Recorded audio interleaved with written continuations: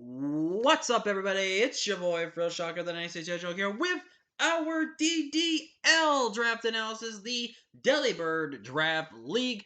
This is a league hosted by my good buddies Hunch, who, if you guys remember way back in the day, we battled in APM, and Steering, who's been a really cool guy, and I feel like I've seen around quite a time, but I never really interacted as much with him.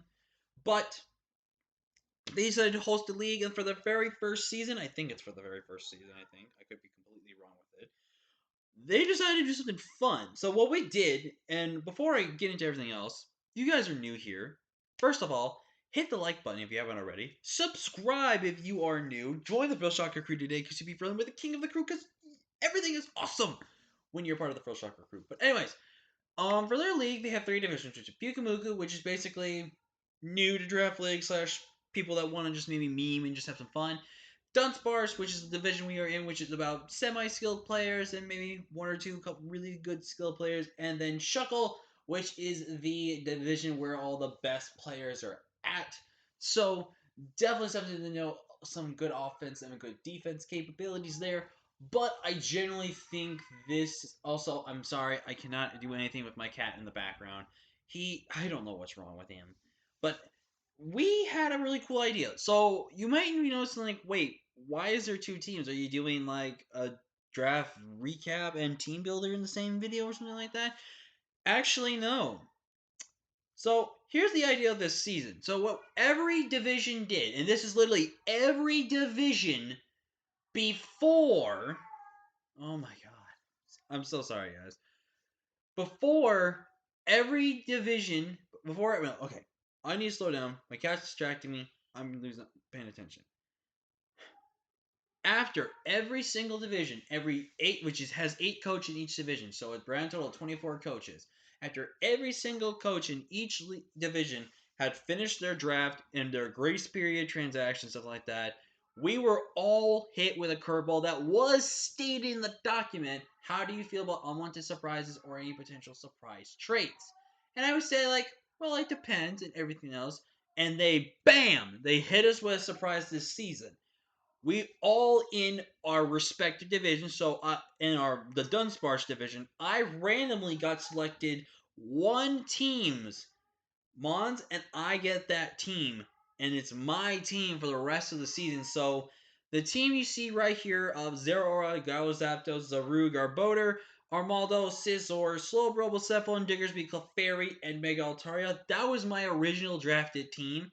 And I'm not going to lie to you guys, I think it was a really, really good team. I mean, yeah, a couple overlapping typings are a little but I think we're really good with Mons I never tried, slash Mons I wanted to get back to using, Mons I wanted to experiment a little bit more with, and everything like that. Was really, really. But now I actually lose that team. I don't get that team for the rest of the season. And I know a lot of people are a little confused and weird. Basically, I got selected from basically 1 to 7. I got randomly selected someone else's team throughout the draft, and then it becomes my team for the rest of the season. And before week 1 and during the whole season, which is a grand total of, I think, 9 weeks. I didn't pay attention to the drafts, to the draft, the schedule. I think it's 9. It could be 7 in each division. I could be wrong, but basically, if it's 7 or 9 weeks, we only get one transaction a week to make any changes to our team that will be active for the next following week. Which means we would either essentially be stuck with everything on the team or different mons of the team every single week. Something like that. So basically, you could be still stuck using 2 or 3 of the same typing going into the next week, even though you're going to plan to drop anything. And then it literally is only one track per week, and you cannot stack them. If you try to stack them, it's not going to work. So we were basically given a team that is not mine for the first time ever, not a draft takeover or anything like that. First time ever, we're given a team that we don't even draft. This is a team that's completely different, completely new, and is not even my team. So really cool. I really think, I won't lie, there's that part of me that is a little much upset that I don't get to use the Rude, Zapdos, Zeraora, Scizor, Ataria, because in this league they're allowing him power return, basically all the cut moves and stuff like that in the game. So I was really happy to grab Diggersby. I was really happy to have power back on Bucephalon. I was really happy with the pivoting that I had on my team as well. and the pairing of Scizor plus Mega Altaria was just too good to pass up. Because originally I was gonna put Mega Aggron on that team, but then I just saw Scizor plus Mega Altaria, and the more I kept thinking and looking at it, this was just beautiful pairing that I knew was going to be the right pairing to go with, and I went with it. So yeah, we don't get to use that team at all for the rest of the season. But I figured I'd show you guys off what team we did have before we had our team taken over. So this is a weird draft analysis because now I'm basically going to go over the team that we were given versus what we drafted. So, and this is basically in order of the tiers, not by the picks, because I'm not going to go back and just pick all the bonds that they've been put them in specific order.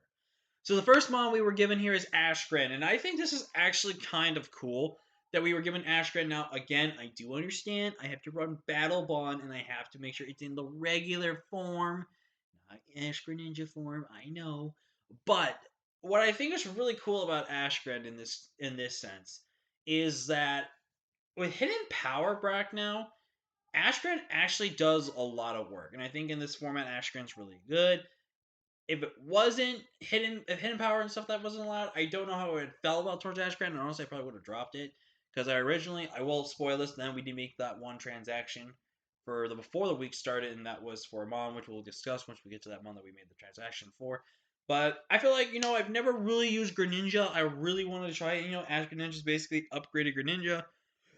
Base 132 speed, which is incredibly fast. It really helps out the team, man. I generally felt like this was a really good mon to keep so far. I don't know if I will be keeping this. I don't know if I will go back to dropping this, picking up a better dark type in the future, and then getting a different water type as well. But let's just see where Ashgren goes for us and just see how well we use it. And plus, it's a good mon that gives us spikes and toxic spikes, which is super, super, super good to use as a utility mon versus using it at offensive mon. And it's got a decent, good physical attack and special attack. About 8 points apart, not bad. So we can kind of trick some people with physical or special sets depending on the matchup. Whew, excuse me, guys. Excuse me. I knew I had to sneeze. Sorry if I hurt your ears, by the way. Anyways, with our second mon, our tier 2 mon, we got Lancelot, aka Corviknight, and also we're going to name Ashgren Naruto because Naruto, Ninja Frog, kind of fit together. We're gonna have Corviknight as our tier 2 pick here, as we're kept, and we're gonna name it Lancelot. I'm not gonna lie to you guys, I have been dying and been waiting to use this Pokemon again. This is such an amazing Pokemon. Also, Corviknight better than Skarmory. I'm sorry, Brendan. It's the truth. Anyways, Corviknight is a really good steel type and also a fantastic flying type. Access to fighting coverage is super good against rock types, especially for a steel type, which if it doesn't need to run a steel type move that week, and it can just do so much. It's so really good. Isthing could, in theory, battle electric types.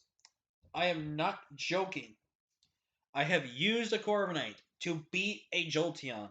As much as it pains me to say that, it's sadly the truth. But what I really like about Corviknight, it gives me a defog bomb, which I really needed for, so it has removed a really good defensive wall, whether it be physical or special. Every single week, pressures are a really good ability to kind of numb up any potential toxic stalling on my opponent's end of the field. Also, a very slept on ability that I think a lot of people forget is Mirror Armor.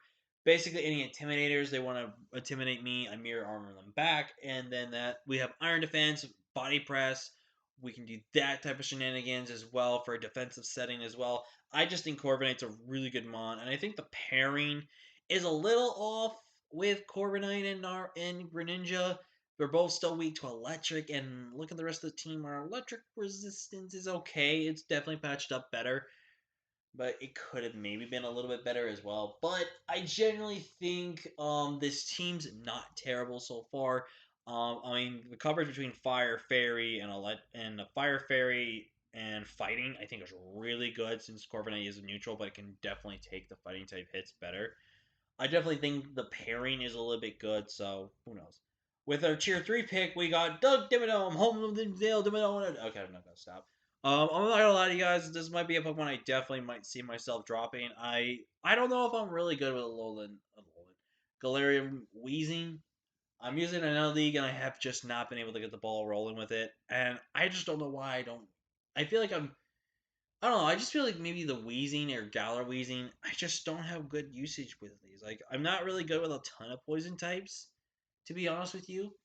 But I might give wheezing a try. I might look at whether poison types slash fairy types are left, and then might have to look into that potentially. But otherwise, Gather Weezing's not bad. It gives me a good low tier mon that can kind of take advantage of Trick Room potentially. It's a good defensive wall. It can be made as a Spadef wall if needed for certain weeks. It's a really good Will-O-Wisp user. It's got actually a really good coverage move pull, which is really good. It also has access to Defog and Toxic Spikes, which is really good because now I have another hazard removal and another hazard setter for Toxic Spikes. And also, I apologize for the horns. There's just idiots outside, so I think Weezing's gonna be good. I hope it's gonna be good. So let's hope.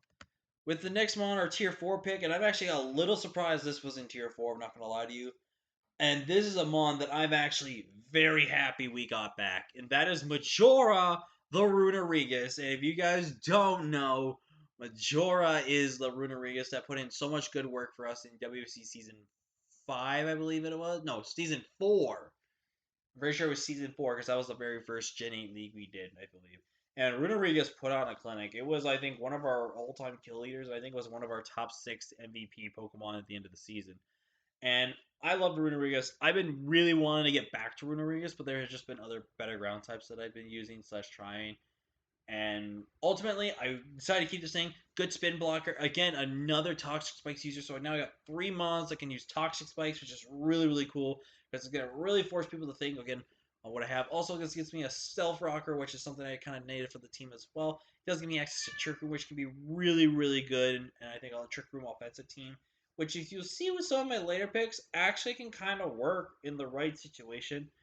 We kind of pressure good offensive dark types relatively well right now, and we also pressure some decently good offensive ghost types right now too. So it definitely could be something that we can work on a little bit better. But I'm really happy to have Runerigus, and this is definitely something I want to keep on the team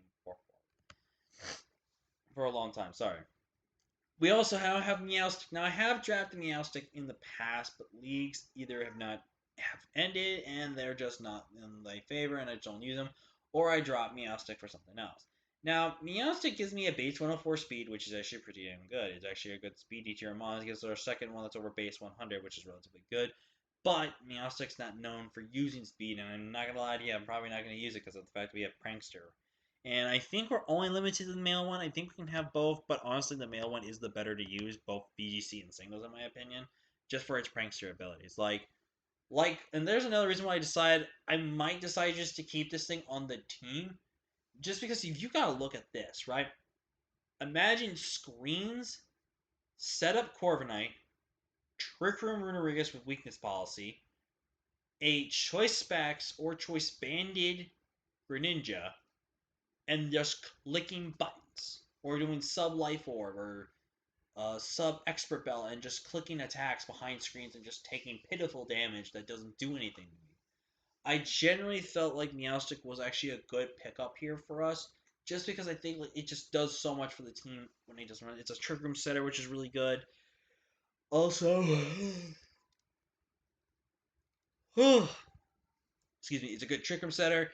It's a good screens abuser, which again we can use, and it also can be a decently good offensive threat with Calm Mind as well, and Calm Mind sub and Calm Mind protect, everything like that. So I don't know, maybe Meowstic can be a little hidden gem, but who knows? Now we were given 5 3-mons with 500 points, and then a mega pick, obviously. So we're gonna go over the 3 picks because the 3 picks go over the mega. I don't know why, but our first free mon that we actually get to have is Infernape, and I'm actually kind of low key hyped for this one. Infernape is such a good Pokemon, and with hidden power, it gets HP Ice back, baby. Now, for those who don't know, Infernape has such great move coverage, but it doesn't have the ultimate coverage to hit a lot of typings in the format. It struggles a little bit against certain typings, like potentially Dragon, against Fairy, and sometimes stuff like that. But this is where Infernape can shine. Infernape is such a good Pokemon. Excuse me. it can finally take advantage better of the nasty plot sets that it can use now. Because right now it kind of has to rely on Focus Blast and Fire Blast slash Flamethrower and Grass Knot. That's it. So, and Grass Knot's not necessarily a bad one, but if you're looking for a really good move to kind of weaken down certain typings, like Ice and Grass is just super, super good. Like Hidden Power Ice, Hidden Power Grass is just super, super good. I definitely am so happy to have Infernape with having the cut moves back, which were allowed. Now, I will state this, guys, and it's been proven that Pokemon like Lancelot, Doug Dimmadome, and Majora, just for example, they cannot actually be able to run Hidden Power any of the other cut moves because they are not in the game.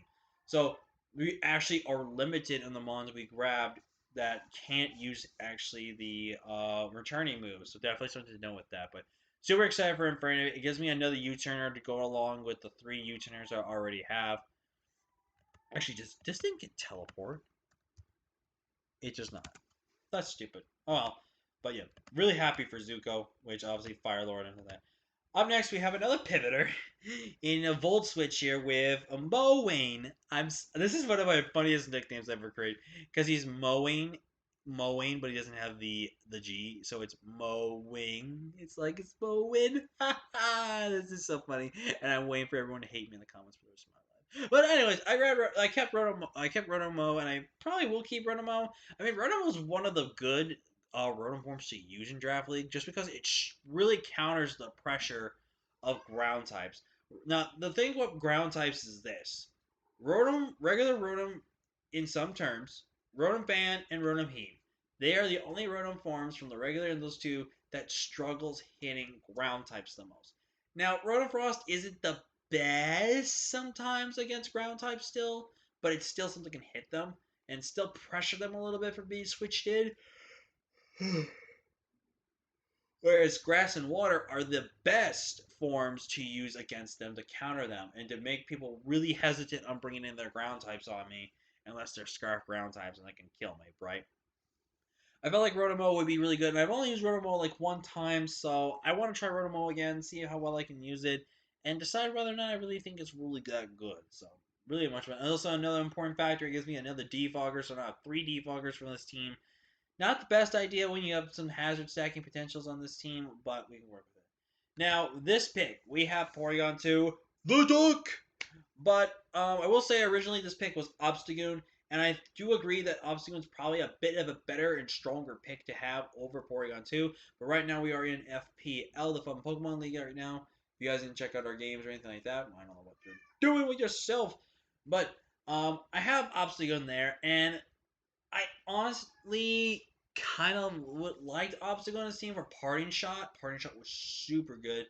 But what I felt like when I looked at this team, I felt like I could make a mode out of it that I think a lot of people are going to be very much sleeping on. And if you kind of look at the last 2 picks, followed by some of the previous picks, we kind of have a bit of a trick room mode going here as well that I think a lot of people could sleep on if they're not careful.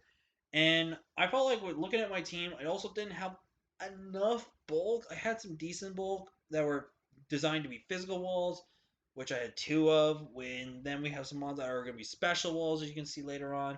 And I felt like another bulky Pokemon that actually can hit really, really hard would be really good. And that's where Porygon 2 comes in. Porygon 2 is a bulky Pokemon. I've only used it once, dropped it, and never used it again. And what I think is really cool about Porygon is that you really need to figure out exactly what ability Porygon is going to be every single week because all 3 abilities can be essentially run in one game if they were right. So Trace is really good because then you can trade Sheer Force, you can trade Define, it can trade Beast Boost or anything like that. Download, which can actually be really good depending on the foe's weaker defense, getting attack or special attack rates. Basically, any +1 boost would be really great. And then Analytic from going slower is super good. Now, obviously, on Trick Room, it's not the best, but Analytic, Porygon 2 can hit like a truck. But the main reason I also drafted Porygon was for Teleport. Teleport is a really new move that was really bumped and everything since Let's Go Eat Pikachu Eevee, and now it's being buffed here in the Sword and Shield Crown Tundra games and everything like that. And I feel like Porygon 2 just fit this team really well. I mean, the fighting weakness a little bit. I mean, I don't really have a fighting weakness per se, but I do kind of have a bit of a fighting problem, small bit. But I think I can work around it, and I think Porygon 2 is just worth it. Porygon 2 is just a really good Pokemon. I think we can make a lot of work with it. Up next, we grabbed Milotic. Now, Milotic I have used before, and I think I won a championship with it. I could be wrong with it. But I actually do really like Milotic. I think Milotic's a really good balanced, bulky water type that can also hit like a mad truck. Marvel skill sets are really good. I think a lot of times also people are going to potentially sleep on competitive Milotic. So I definitely want to trick people to think I have competitive Milotic. And I really hope that one week we can actually make that work. Q Charm, it's not the really best, but competitive I think is really good to stop intimidators, and Marvel Scale is obviously, is a phenomenal ability.